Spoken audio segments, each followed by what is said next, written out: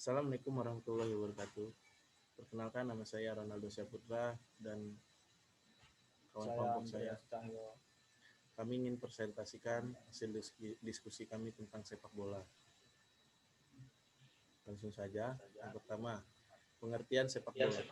Sepak bola adalah cabang olahraga yang menggunakan bola, yang umumnya terbuat dari bahan kulit dan dimainkan oleh dua tim yang masing-masing beranggotakan 11 orang, pemain inti dan beberapa pemain cadangan. Sepak bola adalah olahraga yang menggunakan bola yang dimainkan oleh dua tim yang masing-masing beranggotakan 11 orang. Memasuki abad ke-21, olahraga ini telah dimainkan oleh lebih dari 250 juta orang di 200 negara, yang menjadikannya olahraga paling populer di dunia. Sepak bola bertujuan untuk mencetak gol sebanyak-banyaknya dengan menggunakan bola kulit ke gawang lawan. Sepak bola dimainkan dalam lapangan yang berbentuk persegi panjang, di atas rumput atau rumput sintetis. Secara umum, hanya penjaga gawang saja yang berhak menyentuh bola dengan tangan atau lengan di dalam daerah gawangnya. Sedangkan 10 pemain lainnya hanya diizinkan menggunakan seluruh tubuh selain tangan. Biasanya dengan kaki untuk menendang, dada untuk mengontrol, dan kepala untuk menyundul bola. Tim yang mencetak gol lebih banyak pada akhir pertandingan adalah pemenangnya.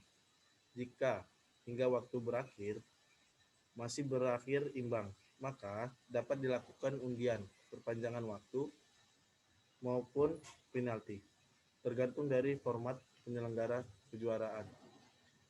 Peraturan pertandingan secara umum diperbarui setiap tahunnya oleh induk organisasi sepak bola internasional atau FIFA, yang juga menyelenggarakan Piala Dunia setiap 4 tahun sekali. Sejarah sepak pemain permainan menendang bola dimulai sejak abad kedua dan ketiga sebelum Masehi di Tiongkok. Pada masa dinasti Han tersebut, masyarakat menggiring bola kulit dengan menendangnya ke jaring.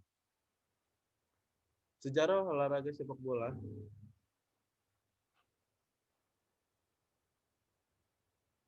dimulai sejak abad kedua dan ketiga sebelum Masehi di Tiongkok. Pada masa dinasti Han tersebut, masyarakat menggiring bola kulit dengan menendangnya ke jaring kecil.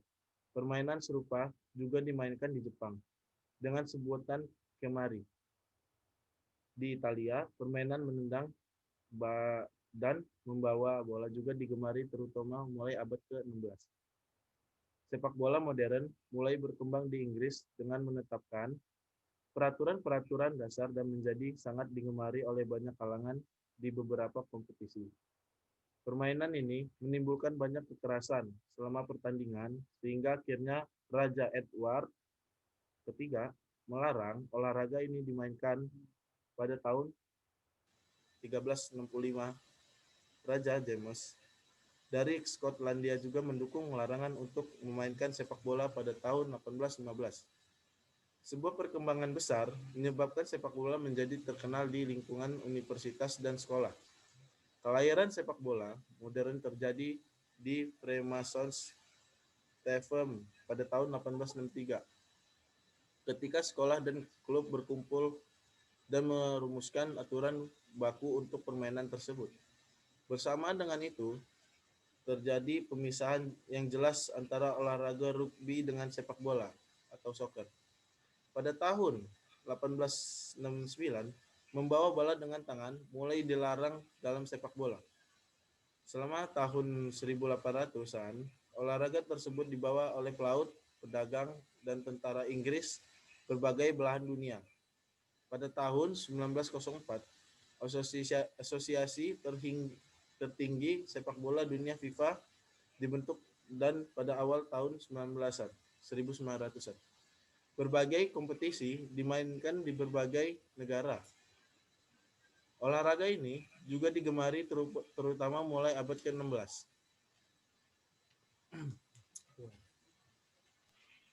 Sejarah sepak Sejarah bola sepak bola Indonesia.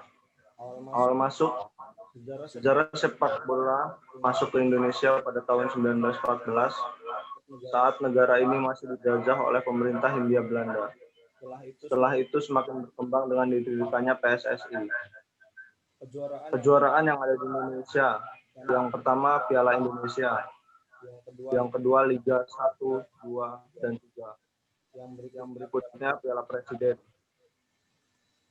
Capaian prestasi 5 Piala Dunia FIFA tahun 1938 di Prancis, 4 juara Merdeka Games tahun 1961, 3 Pesta Sultan tahun 1972, 2 SEA Games Manila tahun 1991, 1 Piala AFF U19 tahun 2003. Sejarah sepak bola masuk ke Indonesia pada 1914 saat negara ini masih dijajah oleh pemerintah Hindia Belanda. Setelah itu semakin berkembang dengan didirikannya PSSI. Kelahiran PSSI juga masih memiliki keterkaitan dengan kegiatan politik menentang penjajah lantaran dilahirkan di zaman penjajahan Belanda. PSSI lahir karena dibinani politisi bangsa yang baik secara langsung maupun tidak menentang penjajah dengan strategi menyemai benih-benih nasionalisme di dada pemuda-pemuda Indonesia. PSSI didirikan oleh seorang insinyur sipil bernama Suratin Sosrogondo.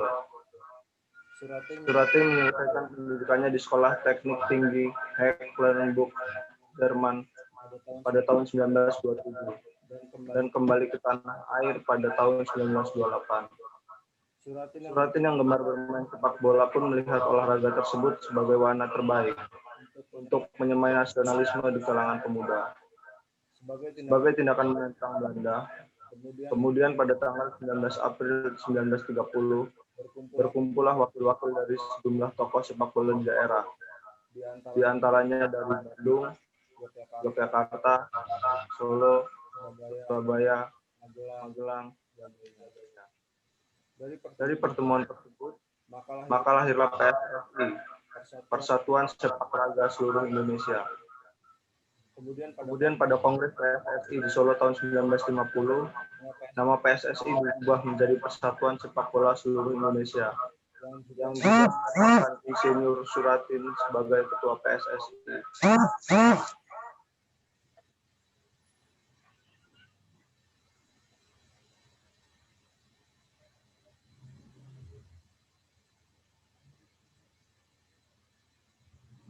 Organisasi sepak bola dunia. FIFA pertama kali dibentuk di Prancis pada 21 Mei 1904. Ada perwakilan dari beberapa negara Eropa yang hadir untuk membentuk FIFA. Perwakilan yang hadir pada kala itu adalah perwakilan Prancis, Robert Guerin, Spanyol, André Esquire, Belgia, Louis Milhouse, dan Max Kahn, Swiss, Victor Schneider, Belanda, dan Swedia diketahui. FIFA juga mempromosikan sepak bola, mengatur transfer pemain antar tim, memberikan gelar pemain terbaik dunia FIFA, dan menerbitkan daftar peringkat dunia FIFA setiap bulannya. Peraturan sepak bola diterbitkan oleh IFAB, International Football Association Board, yang terdiri dari 4 wakil dari FIFA dan masing-masing 1 wakil dari The Football Association, Asosiasi Sepak Bola Skotlandia, Asosiasi Sepak Bola Wales, dan Asosiasi Sepak Bola Irlandia. Organisasi Sepak Bola Indonesia pada tanggal 19 April 1930 diambillah keputusan untuk mendirikan PSSI. Singkatan dari Persatuan Sepak Raga Seluruh Indonesia, nama PSSI lalu diubah dalam Kongres PSSI di Solo pada tahun 1930 menjadi Persatuan Sepak Bola Seluruh Indonesia, sekaligus menetapkan Soeharto sebagai ketua umumnya. Organisasi Sepak Bola Indonesia pada tanggal 19 April 1930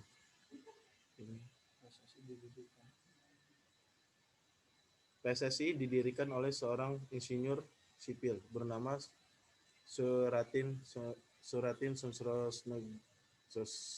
Sosrosegondo. Ia menyelesaikan pendidikannya di Sekolah Teknik Tinggi di Hecklenburg, Jerman pada tahun 1927 dan kembali ke tanah air pada tahun 1928. Ketika kembali, Suratin bekerja pada sebuah perusahaan bangunan Belanda, Thyssen Lausada, yang berkantor pusat di Yogyakarta. Di sana, dia merupakan satu-satunya orang Indonesia yang duduk sejajar dengan komisaris perusahaan konstruksi besar itu. Akan tetapi, didorong oleh semangat nasionalisme yang tinggi, dia kemudian memutuskan untuk mundur dari perusahaan tersebut. Setelah berhenti dari Thyssen Lausada, Suratin lebih banyak aktif di bidang menyadari kepentingan pelaksanaan butir-butir keputusan yang telah disepakati bersama dalam pertemuan para pemuda Indonesia pada tanggal 28 Oktober 1928 atau Sumpah Pemuda. Suratin melihat sepak bola sebagai wadah terbaik untuk menyamai nasionalisme di kalangan pemuda sebagai sarana untuk menentang Belanda. Untuk mewujudkan cita-citanya itu, Suratin rajin mengadakan pertemuan dengan tokoh-tokoh sepak bola di Solo, Yogyakarta, Bandung. Pertemuan dilakukan dengan kontak pribadi secara diam-diam untuk menghindari sengapan polisi Belanda atau PO. Kemudian, ketika mengadakan pertemuan di hotel kecil Binnenhof di Jalan Keramat 17 Jakarta, Sueri, Ketua PIJ atau Football Board Indonesia Jakarta, dan juga mengurus lainnya, dimatangkanlah gagasan perlunya dibentuk sebuah organisasi bola nasional. Selanjutnya, pematangan gagasan tersebut dilakukan kembali di Bandung, Yogyakarta, dan Solo, yang dilakukan dengan beberapa tokoh pergerakan nasional seperti Daslam Adiwasto, Amir Notopratomo, A. Hamid, dan Soekarno atau Bung Karno. Sementara itu, untuk kata-kata lainnya, pematangan dilakukan dengan cara kontak pribadi atau melalui kurir, seperti dengan Swediro yang menjadi Ketua Asosiasi Muda Magelang. Teknik dasar sepak bola ada 4. Yang pertama, teknik menggiring. Yang kedua, teknik menendang atau shooting. Yang ketiga, teknik mengoper bola atau passing. Yang keempat, teknik menyundul bola atau heading. Yang pertama, teknik sepak bola, teknik menggiring bola atau dribbling. Teknik menggiring bola atau dribbling dilakukan dengan membawa bola menggunakan kakimu, sekaligus mengontrol lajunya bola. Yang pertama, sepak bola dribbling dan close dribbling. Dalam dribbling, dikenal teknik speed dribbling di mana kamu berlari membuang bola ke depan dan mengejarnya. Selain itu, ada pula dosed dribbling. Teknik ini dilakukan dengan cara menggiring dan mengontrol bola dengan seksama, dan dapat dilakukan ketika kamu sedang dihimpit oleh pemain dan tim lawan. Selain itu, terdapat 3 teknik dasar dalam menggiring bola, yaitu menggiring dengan panggung kaki, kaki bagian dalam, dan kaki bagian luar. Menggiring dengan punggung kaki, teknik menggiring dengan punggung kaki dilakukan dengan tahapan. Yang pertama, pandangan mata lurus ke depan. Yang kedua, taruh bagian dengan kakimu di ujung bola. Yang ketiga, dorong bola dengan punggung kaki kamu. Yang keempat, lakukan beberapa kali kemudian hentikan dengan telapak kaki.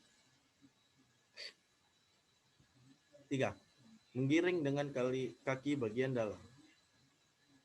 Teknik kedua, menggiring dengan kaki bagian dalam. Teknik ini dilakukan dengan cara yang pertama, pandangan lurus ke depan, putaran penggelangan kaki keluar, kemudian mulai dorong bola dengan kaki bagian luar. Lakukanlah beberapa kali, lalu hentikan bola dengan telapak kakimu. Yang keempat, menggiring dengan kaki bagian luar. Teknik terakhir, menggiring dengan kaki bagian luar, cara melakukan tidak jauh beda dengan mengiring dengan kaki bagian dalam. Dilakukan step yang sama dengan teknik menggiring bola dengan kaki bagian dalam. Tapi, kamu perlu memutar pergelangan kaki kamu ke dalam dan doronglah bolanya.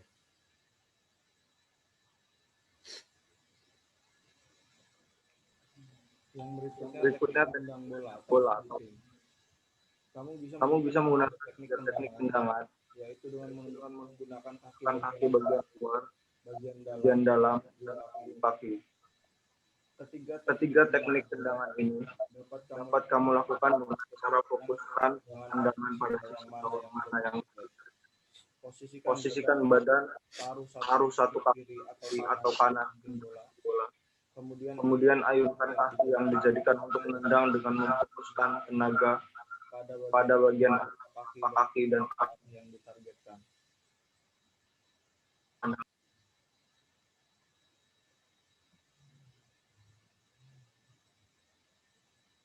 Teknik mengoper bola atau passing. Passing akan sangat efektif untuk menembus pertahanan lawan. Teknik ini dapat dilakukan dengan cara passing pendek, panjang atau drop pass, dan jauh yang lebih dikenal dengan sebutan umpan lambung. Teknik ini dilakukan dengan cara posisikan badan menghadap bola, fokus pada pemain yang akan kamu oper, kemudian tarik dan ayunkan kaki yang akan menendang bola menuju pemain tersebut. Dan sesuaikan power kaki kamu sesuai jarak pemain yang akan dioper.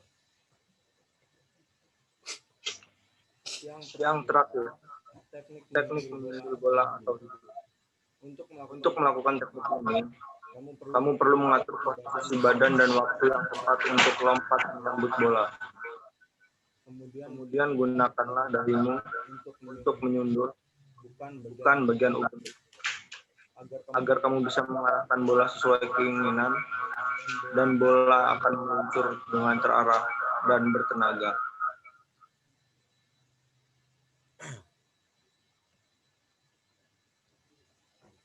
Peraturan permainan bola ada 3. Yang pertama adalah handball. Yang kedua adalah bola fair play. Dan yang ketiga adalah pagar betis. Yang pertama, handball. FIFA pun membuat peraturan baru untuk meminimalisir potensi kontroversi. Jadi mulai 25 Juni 2019. Setiap gol atau peluang yang tercipta menggunakan tangan dan lengan akan dianggap oleh wasit sebagai pelanggaran, walau sifatnya tidak sengaja. Yang B, fair play. Selesai melakukan fair play, biasanya bola akan ditendang atau dilempar oleh pemain lawan ke arah tim yang terakhir kali menguasai bola. Namun, dalam peraturan baru, bola bakal diberikan wasit kepada satu pemain dan laga dimulai kembali. Yang ketiga, pagar betis. Permainan dari tim yang melakukan tendangan harus berjarak minimal 1 meter dari pagar betis lawan. Peraturan ini sengaja dibuat untuk meminimalisir dorongan kepada pagar betis.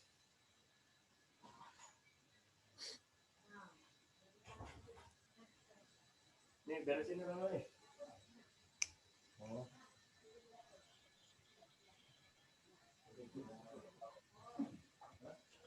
Kejuaraan dunia memiliki 3. Yang pertama kejuaraan dunia Eropa, yang kedua Piala Dunia FIFA, yang ketiga kejuaraan dunia Amerika. Yang pertama, kejuaraan dunia Eropa.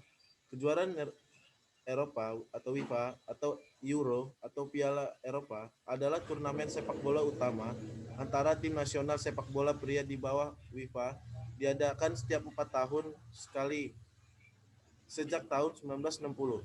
Pada tahun genap, antara Piala Dunia habis dibagi 4. Yang awalnya disebut Piala Negara-Negara Eropa, namanya berubah ke nama hari ini sejak 1968. Untuk dimulai dengan turnamen tahun 1996. Kejuaraan tertentu sering disebut dalam bentuk Euro 2012 dan tahun-tahun lain. Ide untuk turnamen sepak bola Eropa pertama kali diusulkan oleh Sekretaris Jenderal Federasi Sepak Bola Prancis saat itu, Henri Delaunay pada tahun 1927. Namun, Delaunay wafat 5 tahun jelang turnamen perdana 1955. Untuk menghormati Delaunay, trofi juara diberikan namanya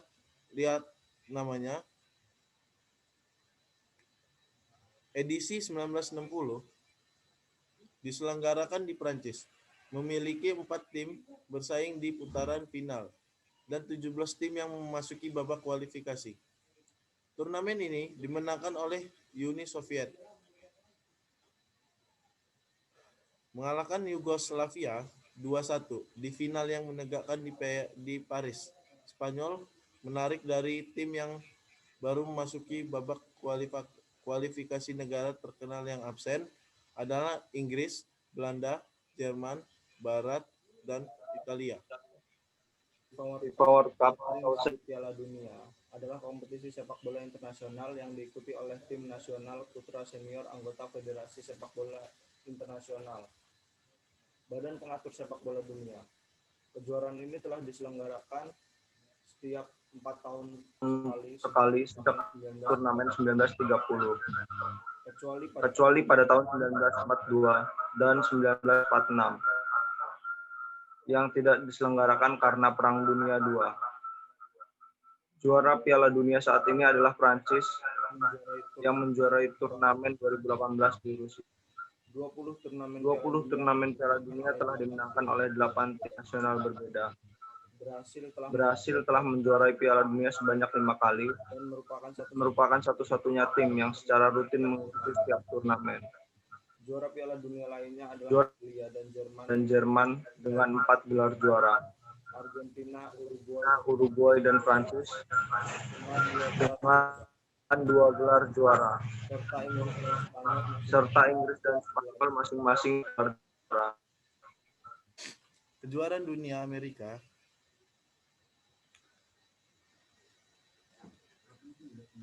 Tim nasional sepak bola Amerika Serikat sejak akhir dekade 1980-an telah menjadi kekuatan baru di sepak bola dunia. Menurut daftar peringkat dunia, Federation International de Football Association yang dikeluarkan pada Mei 2006 saja, Amerika Serikat sudah berada di peringkat kelima. Sebelumnya sepak bola dianggap olahraga kelas 2 yang jauh kalah populer dibanding American football. Amerika Serikat sempat ikut dalam 3 Piala Dunia pada tahun 1930, 1934, dan 1950. Namun, saat itu diikuti oleh para pemain imigran sejak 1990. Amerika Serikat tidak pernah absen mengikuti Piala Dunia dengan prestasi terbaik masuk perempat final pada Piala Dunia 2002 lalu. Mereka tersingkir setelah kalah dari Jerman yang kemudian lolos ke babak final. Rekor sepak bola dunia. Yang pertama ada Sir Alex Ferguson, pelatih dengan trofi terbanyak. Sir Alex Ferguson selama 39 tahun, dari 1974 sampai 2013, berprofesi sebagai pelatih. Dalam kurun Fergie, sapaan akrab Ferguson, mengoleksi tersebut, Fergie, sapaan akrab Ferguson, mengoleksi 48 trofi. Dari 48 trofi, 38 diantaranya dimenangkan bersama Manchester United dari 1986 sampai 2013. Dari 38 trofi bersama Man United, 13 diantaranya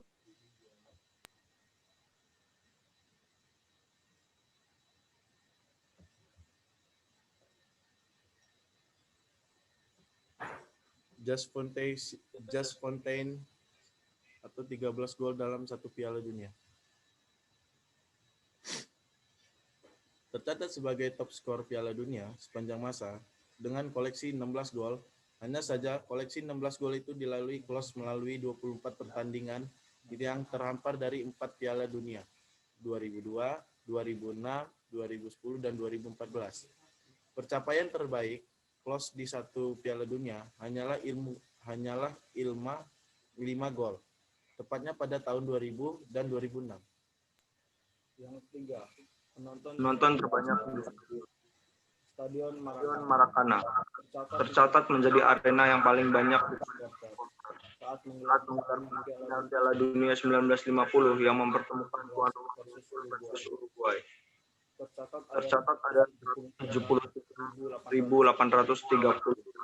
namun data Data sebenarnya sebenarnya ada lebih dari 220.000 supporter yang hadir kala itu.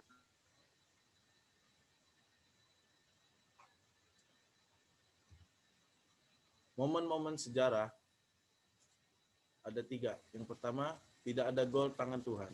Yang kedua, Republik Irlandia ke Piala Dunia 2010. Yang ketiga, penggabungan Liga Indonesia.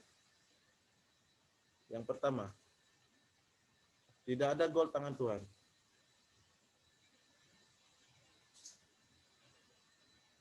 Sejatinya, VAR tidak diperlukan untuk peristiwa yang satu ini. Nyaris seluruh stadion melihat bahwa Diego Maradona memakai tangannya saat menjebol gawang Inggris. Di perempat final Piala Dunia 1986, tetapi wasit tidak melihat apa yang dilihat. Penonton satu stadion dan mengesahkan gol Maradona. Argentina melalui ke semifinal, final, dan akhirnya menjadi juara. Jikalau itu sudah ada VAR, sudah dipastikan gol dibatalkan, dan Maradona akan dihadiahi kartu kuning, dan bukan Argentina menjadi champion. Yang berikutnya, Republik Irlandia Piala Dunia 2010. Pertandingan playoff kualifikasi Piala Dunia 2010 leg kedua berlangsung di Stade de France, Prancis. Yang di leg pertama menang atas Republik Irlandia 1-0. Tertinggal 0-1 hingga 90 menit selesai. Skor 0-1 bertahan dan laga harus melewati perpanjangan waktu. Kontroversi terjadi pada menit ke-103. Prancis berhasil mencetak gol lewat William Gallas dan membuat Prancis unggul agregat 2-1. Namun gol mendapat protes keras dari Republik Irlandia yang menilai Thierry Henry menggunakan tangan untuk mengontrol bola sebelum melepaskan umpan kepada Gallas. Dari tayangan ulang terlihat jelas Henry memang menggunakan tangannya. Setelah laga Henry berbicara kepada bek Irlandia, Richard Dunne, dan mengakui sudah menggunakan tangan. Kubu Irlandia langsung meminta laga diulang, namun ditolak FIFA. Prancis tetap lolos ke Piala Dunia 2010. Yang ketiga, penggabungan Liga Indonesia. Penyatuan Liga pada tahun 1994 menjadi pencapaian penting dalam sepak bola nasional. Selama puluhan tahun, Indonesia memiliki 2 liga yang berjalan beriringan, yakni Perserikatan dan Galatama. Perserikatan yang masih bersifat amatir dihuni oleh tim-tim tuan legendaris seperti Persija, Persib, dan Persebaya. Sementara Galatama yang berlabel semi-profesional dihuni oleh tim-tim seperti Arema, Semen Padang, sampai Barito Putra. Akhirnya pada musim 1994 atau 1995 disepakati pembentukan Liga Indonesia dengan nama Liga Dunhill yang menyatukan 2 kompetisi tersebut. Untuk pertama kalinya, Indonesia memiliki kompetisi klub tunggal yang berlabel profesional. Kompetisi pun berjenjang sampai ke kasta ketiga. Liga ini terus berlanjut dan mengalami perubahan wujud mulai dari divisi utama, Liga Super Indonesia, sampai Teranyar Liga 1.